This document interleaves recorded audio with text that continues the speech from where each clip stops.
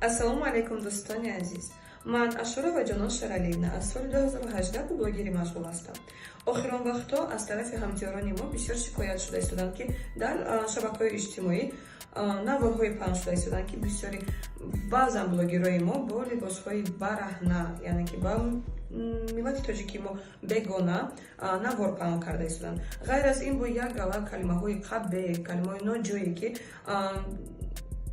шабакаҳои иҷтимоии моро пур карда истоданд. Ман ҳамчун блогер ин дархости ҳамдиёронамонро дастгирӣ намуда ваъда мекунам, ки бо либосҳои урён, яъне ки ба миллати мо бегона ва суханҳои ноҷой дигар наворҳо нашр намекунам.